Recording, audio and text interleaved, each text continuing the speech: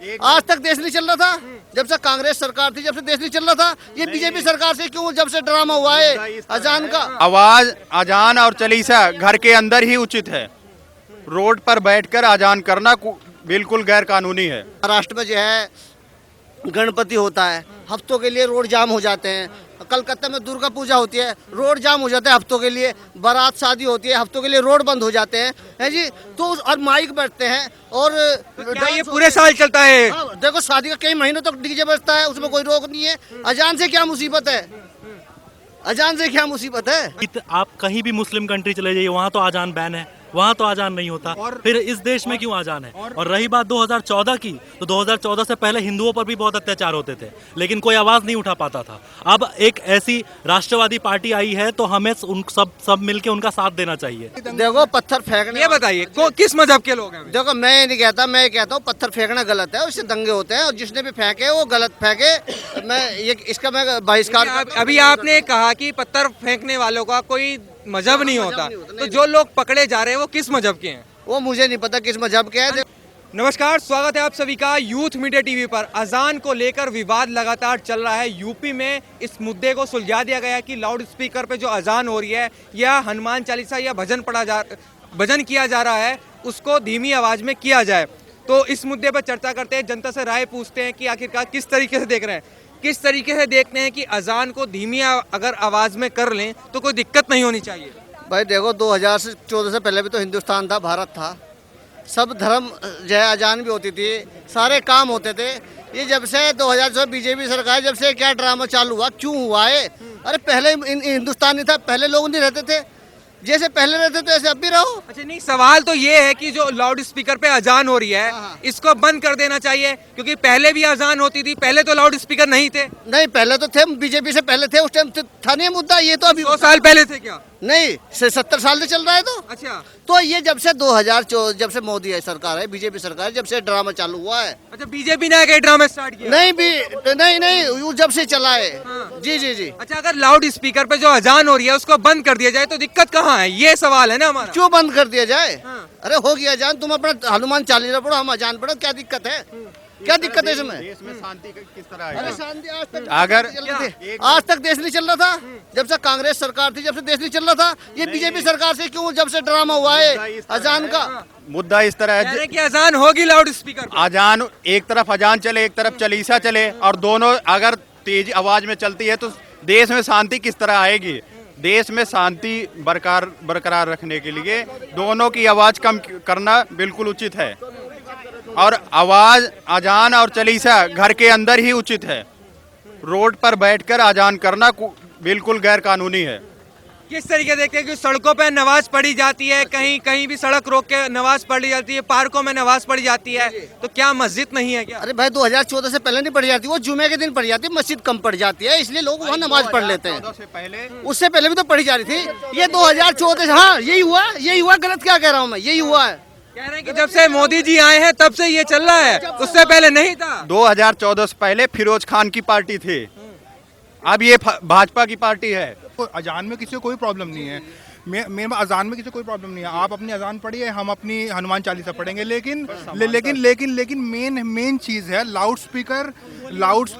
Speaker की volume थोड़ा कम रखिए ताकि डिस्टरबेंस ना हो, बस। और कुछ बात नहीं है। दूसरी बात ये है कि आप कहीं भी मुस्लिम कंट्री चले जाइए, वहाँ तो अजान बैन है, वहाँ तो अजान नहीं होता। फिर इस देश में क्यों अजान है? और रही बात 2014 की, तो 2014 से पहले हिंदुओं पर भी बहुत अत्याचार होते थे, लेकिन कोई आवाज नहीं उठा पाता था। अब एक ऐसी राष्ट्रवादी पार्टी आई है, तो हमें उन सब मिलके उनका साथ देना चाहिए, सारे हिंदुओं को साथ देना चाहिए। ये बताइए, देश में नैरेटिव सेट किया जा रहा है कि जब से बीजेपी आई है कि मुसलमान देश के खतरे में है, कि देश का मुसलमान खतरे में है। क्या कहोगे कि वाकई में देश का मुसलमान खतरे में है? मेरे कई दोस्त मुस्लिम हैं और बहुत अच्छा कमा रहे हैं, बहुत अच्छा खा रहे हैं। उनके लिए प्रॉब्लम है जो देश के विरोधी हैं, देश के जो सपोर्टर हैं, उनके लिए कोई भी मुसलमान खतरे में नहीं है। मुसलमान आज भी कमा रहा है, मुसलमान आज भी खा रहा है। और जो अभी आपको मैं एक वाकया बताता हूँ। अभी क्या हुआ कर्नाटक में, 2 लड़की, जिसको हिजाब इतना इंपॉर्टेंट था एग्जाम से ज्यादा, उन्होंने क्या किया कि हिजाब, उनको हिजाब पहन के अंदर नहीं जाने दिया, तो उन्होंने क्या किया कि एग्जाम ही छोड़ दिया।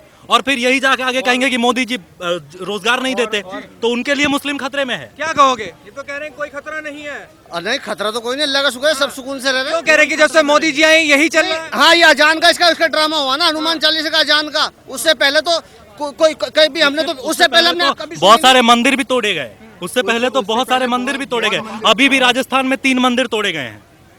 तो बात तो वही है ना। और इस और मैं तो ये मानता हूँ, बरेली में 4 साल पहले हिंदुओं का इतने बड़े पैमाने में पलायन हुआ है, आप सोच नहीं सकते। वहाँ पे लिखा, अच्छा चलिए, चलो मैं ठीक है, आप कश्मीरी फाइल्स जो अभी रिलीज हुई थी उसका क्यों विरोध करते हैं? एक बात बताइए, इसका अत्याचार तो हुआ था, खैर। 1990 की, मैं मुसलमान भाइयों को मैं यही कहना चाहता हूँ सिर्फ कि 1990 का वाक़या कभी किसी को याद नहीं रहता। सब हमेशा बाबरी मस्जिद का मुद्दा उठाते हैं। 1990 में इतना बड़ा कत्लेआम हुआ, ऐसी आदेश जारी किए गए मस्जिदों से जो बोलने में भी मतलब जिसकी रूह कांप जाए। और मुसलमान भाई हमेशा बाबरी मस्जिद का मुद्दा उठाते हैं कि उसको डिमोलिश किया गया। वो बड़ा मुद्दा नहीं था, लेकिन क्योंकि वो पहले मंदिर ही था, मंदिर ही था पहले वो। क्या कहोगे? एक सवाल ये भी है कि जैसे यूपी में बाबा जी की सरकार ने जो लाउड स्पीकर हैं उनकी आवाज को कम करे 17,000 लाउड स्पीकर की, लेकिन उद्धव ठाकरे जी नहीं कर पा रहे। क्या अंतर है दोनों में?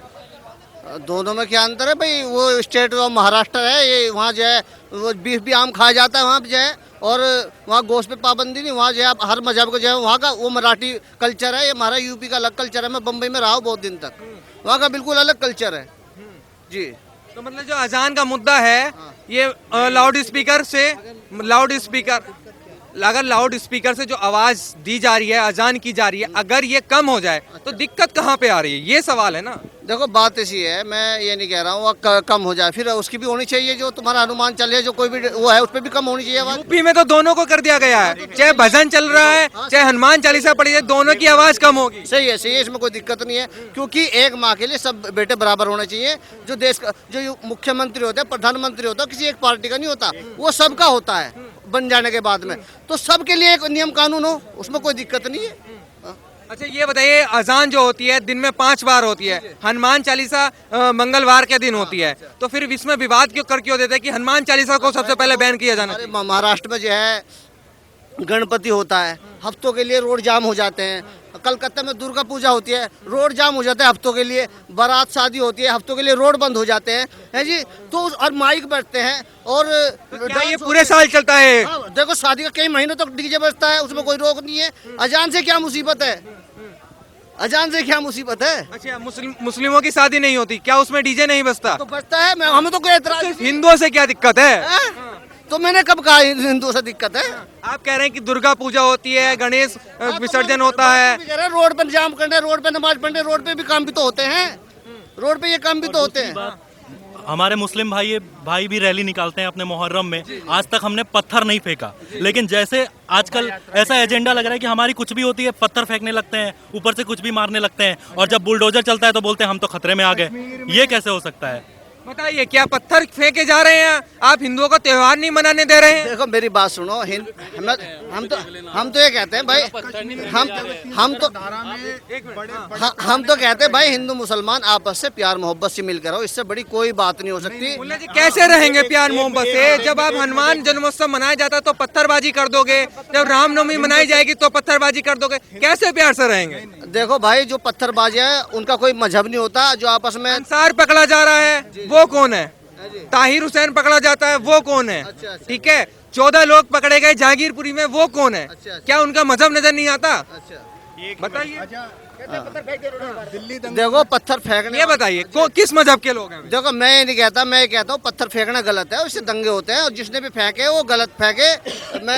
इसका मैं बहिष्कार। अभी आपने कहा कि पत्थर फेंकने वालों का कोई मजहब नहीं होता, तो जो लोग पकड़े जा रहे हैं वो किस मजहब के हैं? वो मुझे नहीं पता किस मजहब के है। अंसार किस मजहब का है? वो तो बता रहे बीजेपी का नेता है। मजहब की बात कर रहा हूँ, किसी पार्टी की बात नहीं कर रहा मैं मजहब की बात कर रहा हूँ। किस मजहब का? वो तो बीजेपी का नेता है अंसार। तो बीजेपी मजहब है? बीजेपी मजहब है? बीजेपी किसकी पार्टी है? किसकी पार्टी है? मोदी की पार्टी है। अच्छा, तो मतलब पत्थर जो फेंका है वो मोदी ने फेंका है? अभी आप मजहब की बात कर रहे हैं कि मजहब नहीं होता, क्या बताइए मजहब होता है पत्थर फेंकने वालों का? आपसे ये भी तो कोई भी मजहब अगर आप बताइए आपको आप कहाँ से आपको पता चला कि अंसार बीजेपी का है? सबसे बड़ी बात है, अगर वो बीजेपी का होता तो बीजेपी उसे पकड़ के ही जेल में डाल देती। सीधी बात है।